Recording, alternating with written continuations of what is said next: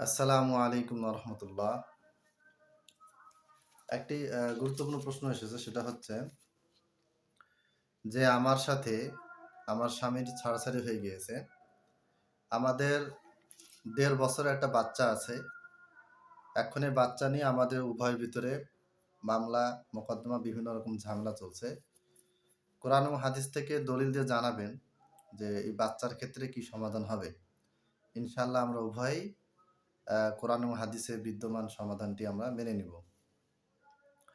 খুবই দুঃখজনক একটা পরিস্থিতি। বর্তমানে ডিভোর্সের সংখ্যা বাড়ছে এবং ডিভোর্স স্বামী স্ত্রী আলাদা হয়ে যাচ্ছে। ঠিক আছে, হতে পারে বিভিন্ন কারণে। কিন্তু যে পরিবার ছোট বাচ্চা আছে তাদের জন্য এটি খুবই কষ্টকর, কঠিন একটা পরিস্থিতি সেই বাচ্চার জন্য হয়ে যায়। আচ্ছা, আমি আবু দাউদের 2276 নম্বর হাদিসে যে কথাটি বলা আছে সেটার সারমর্ম বলি। এক মহিলা আল্লাহ নবী সাল্লাল্লাহু আলাইহি ওয়াসাল্লামের কাছে গেলেন, বললেন যে এরকম আমার সন্তান আছে, ডিভোর্স হয়ে গেছে, কি করব? তখন আল্লাহ নবী সাল্লাল্লাহু আলাইহি ওয়াসাল্লাম বললেন যে এই বাচ্চা, নাবালক বাচ্চার ব্যাপারে বলা হয়েছে, এই বাচ্চা তোমার কাছেই থাকবে যতক্ষণ না তুমি অন্য জায়গায় বিবাহ না করো। অর্থাৎ আপনি যদি অন্যত্র বিবাহ করেন, অন্য স্বামীকে গ্রহণ করেন, সেই ক্ষেত্রে আপনার সন্তান আপনার কাছে না থেকে বাবার কাছে যেতে পারে, বা পরিস্থিতি অনুযায়ী আপনার কাছেও থাকতে পারে অথবা বাবার কাছেও থাকতে পারে। সেটা আরেকটা প্রশ্ন, ওটার জবাব আমি ইনশাল্লাহ অন্যদিন দেব। তো এই হাদিসে কি বোঝা গেল যে সন্তান, শিশু সন্তান, ছোট নাবালক বাচ্চা তার মায়ের সাথে থাকবে যদি সে বিবাহ না করে। বিবাহ করলে পরিস্থিতি ভিন্ন হবে, সেক্ষেত্রে এর সমাধানটা ভিন্ন হবে। 2 নম্বর হাদিস, আবু দাউদের 2277 নম্বর হাদিস, যে স্বামী স্ত্রীর ভিতরে তালাক হয়ে গিয়েছে এবং তাদের যে সন্তানটা ছিল সেই সন্তানটা সাবালক, মানে বুঝতে পারে 7-8 বছর বা 10 বছর, সে মোটামুটি সবকিছু বুঝতে পারে।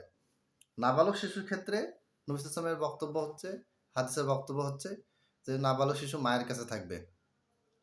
আর সন্তান যদি বেশি বড় হয়ে যায়, অর্থাৎ সন্তান এখন বুঝতে পারে যে কে বাবা কে মা, কার কি ভূমিকা, এই ক্ষেত্রে সন্তানকে ইখতিয়ার বা স্বাধীনতা দেওয়া হবে যে তুমি কার সাথে থাকতে চাও, বাবার সাথে না মায়ের সাথে।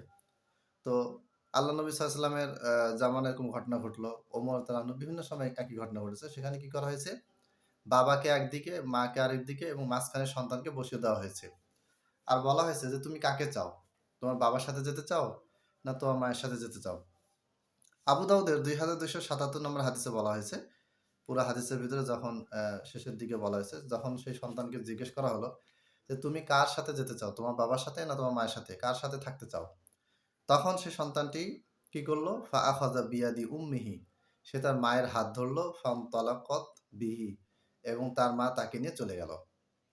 তাহলে দুইটা মাসলার উত্তর আমরা দুইটা হাদিসে পেলাম। একটা হচ্ছে যে শৈশবকালে শিশু সন্তান যার এখনো বোঝার ক্ষমতা হয়নি, সে তার মায়ের সাথে থাকবে। আর সন্তান বড় হয়ে যাওয়ার পরে সেই সন্তানকে ইখতিয়ার বা স্বাধীনতা দেওয়া হবে যে তুমি কার সাথে থাকবে, বাবার সাথে না মায়ের সাথে। সে যদি চায় তাহলে সে বাবার সাথে থাকবে, অথবা সে যদি চায় তাহলে মার সাথে থাকবে। তবে বাবার সাথে সন্তান থাকা মানে এই না মায়ের দায়িত্ব শেষ, সন্তানের প্রতি মায়ের দায়িত্ব থাকবে। অবশ্যই সন্তানের খোঁজ খবর সে নেবে। আবার সন্তান মায়ের কাছে থাকার মানে এই না যে বাবার দায়িত্ব শেষ, অবশ্যই বাবাকে সন্তানের প্রতি খেয়াল রাখতে হবে। থাকবে মায়ের কাছে, কিন্তু তার থাকা খাওয়া খরচ সবকিছু বাবাকে দিতে হবে। সন্তান বাবার কাছে থাকলেও বাবাকে এই খরচ সবকিছু দিতে হবে। সন্তান মায়ের কাছে থাকলেও বাবাকে এই খরচ, ভরণ পোষণ, খোরাকি যা কিছু সবকিছু বহন করতে হবে। এখন যদি মা অন্যত্র বিবাহ করে তাহলে এই সন্তান কার কাছে থাকবে? এটার উত্তর হচ্ছে যে যদি শিশু হয়, নাবালক হয়, তাহলে মায়ের কাছে থাকবে। তবে যদি মায়ের কাছে থাকাটা যদি নিরাপদ না হয়, নতুন বিবাহ করছে, সৎ বাবা অত্যাচার করতেছে, মানে কঠিন অবস্থা, সেই ক্ষেত্রে এই সন্তান মায়ের কাছে থাকতে পারবে না, মা তাকে কাছে রাখতে পারবে না। হয় তাকে আলাদা সেফটি জায়গায় রাখতে হবে, অথবা যদি ওই সন্তানের সৎ বাবা যদি তার সাথে ভালো ব্যবহার করে, বাচ্চাকে কোনো রকম অত্যাচার নির্যাতন না করে, তাহলে এক কথায় সন্তান, ছোট বাচ্চারা মায়ের কাছে থাকবে যদি থাকার মতো পরিবেশ থাকে। আর যদি মায়ের কাছে থাকার মতন পরিবেশ না থাকে, তাহলে এই সন্তান বাবার কাছে থাকবে, নানার কাছে, দাদার কাছে, যেখানে তার সেফটি থাকে, যেখানে তার থাকা ভালো হয় সেখানে সে থাকবে। এই হচ্ছে আজকের প্রশ্নের উত্তর। তাহলে আমাদেরকে খেয়াল রাখতে হবে যে রাগের মাথায় তালাক দেওয়া, ডিভোর্সের দিকে এগিয়ে যাওয়া, যতটা সম্ভব নিজেকে, স্বামী স্ত্রী আপনার উভয় নিজেকে কন্ট্রোল করুন। আর মুখের জবান, জিহ্বা, এটা খুব ভয়ঙ্কর একটা জিনিস। আমরা যদি বোবা হতাম তাহলে আমাদের এত ডিভোর্স হতো না। ডিভোর্স তো বিভিন্ন কারণে হয়, কিন্তু এর একটা বড় কারণ মুখ। আমাদের মুখ অসংলগ্ন কথাবার্তা, লাগামহীন কথাবার্তা যত বেশি বলবে, তত বেশি আমাদের স্বামী স্ত্রীর ভিতরে কী হয়ে যাবে, সম্পর্কটা খারাপের দিকে যাবে এবং এই সম্পর্কটা একসময় ডিভোর্সে পরিণতি লাভ করবে। আর ডিভোর্সে যাওয়া মানেই এই ছোট শিশুদের জীবনে অন্ধকার আধার নেমে আসা। এজন্য নিজেকে সংযমী হতে হবে, ধৈর্য ধারণ করতে হবে, বেশি বেশি কোরআন হাদিসের বই পড়তে হবে, জিকির আজকার ইবাদতবন্দি বেশি করতে হবে। তাহলে শয়তানি ওয়াসওয়াসায় আপনি পড়বেন না এবং আপনিও ভালো থাকবেন, আপনার পরিবারও ভালো থাকবে, আপনার এই দুধের নিষ্পাপ শিশুরাও ভালো থাকবে।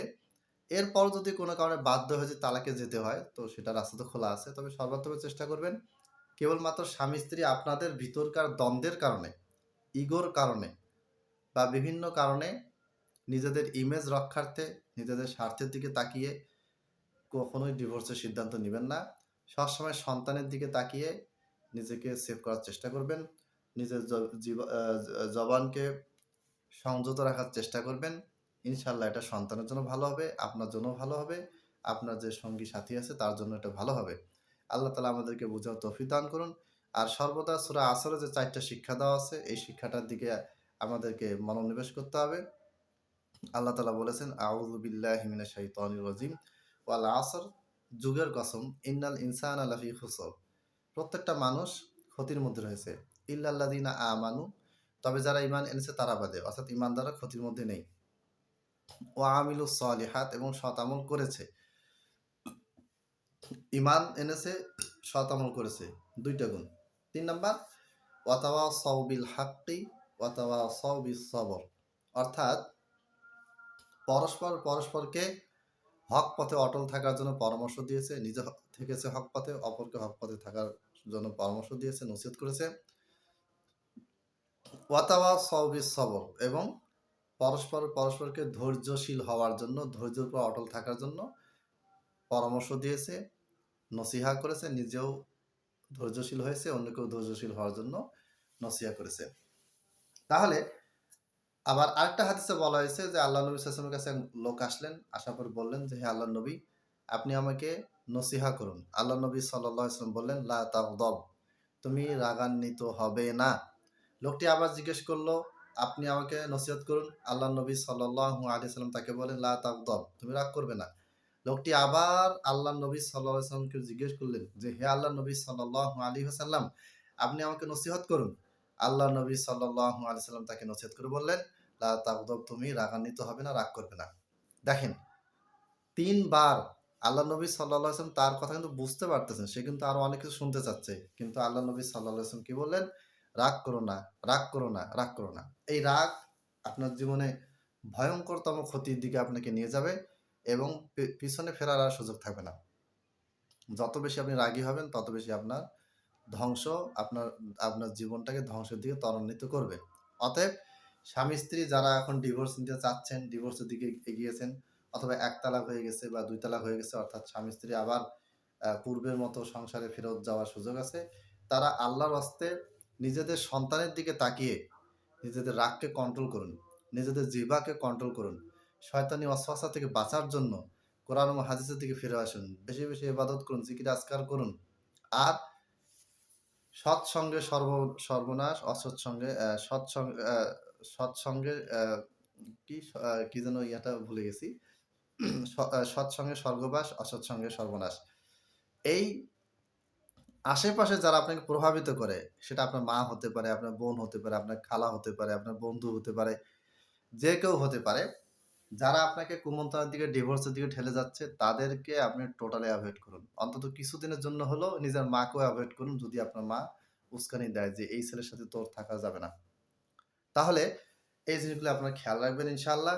আল্লাহ তাআলা আমাদেরকে বুঝার তৌফিক দান করুন, ধৈর্য ধরার তৌফিক দান করুন, বুদ্ধি, বিচার বিবেচনা করে সামনে অগ্রসর হওয়ার তৌফিক দান করুন। আমিন। আসসালামু আলাইকুম ওয়া রাহমাতুল্লাহ।